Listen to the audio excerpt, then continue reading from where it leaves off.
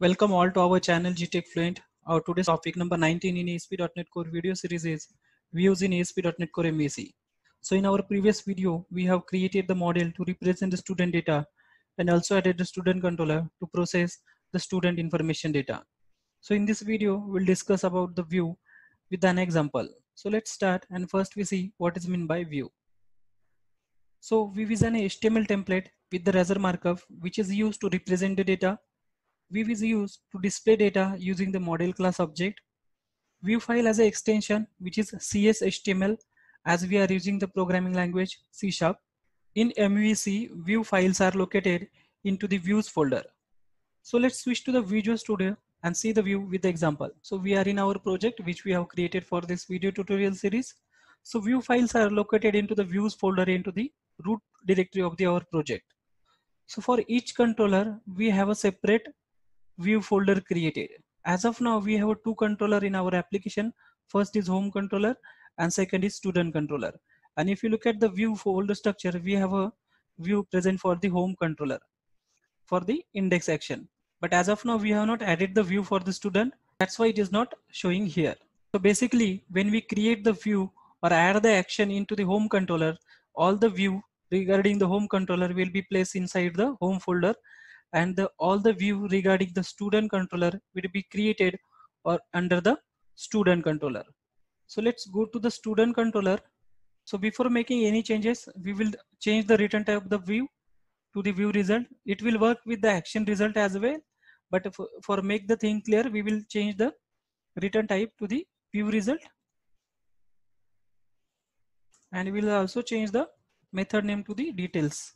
As you can see, the student controller, we have only one action method, that is details, and the return type of this method is view result. So this action method is going to return the view, and in order to return the view, we are using the return view method, which is inside the base controller class. So now let's run our application and navigate to the student details/1 and navigate to the student details/1 action. So we are getting the error that view details was not found, and this is because we have not added view weight in our application.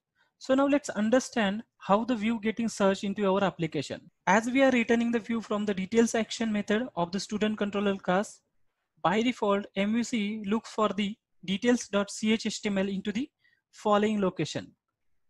First, it look for the details.chhtml file within the view/student because the details action belong to the student controller.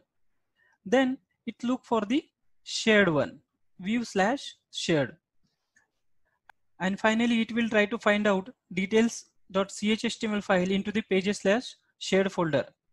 If the requested details.chhtml file get found, then view is generated and returned to the particular request. If view is not found, we will get this error. So now let's correct this error. Let's add the view to our application.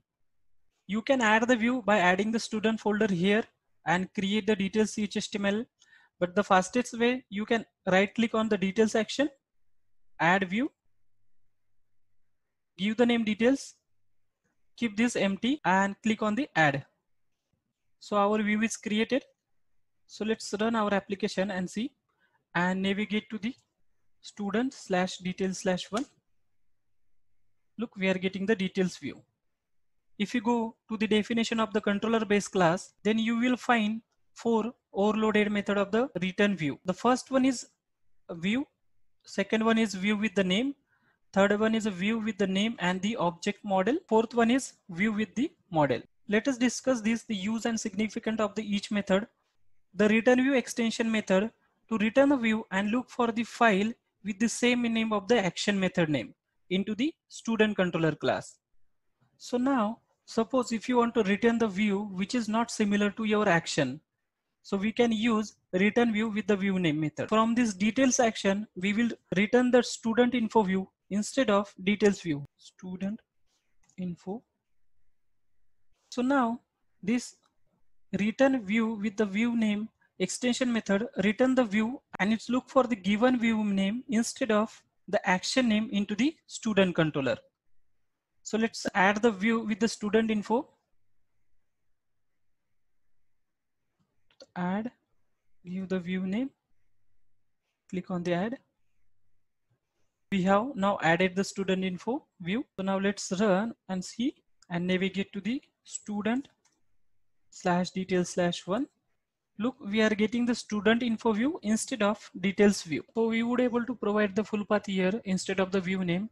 For example, views slash student slash, and here we need to give the extension CS HTML.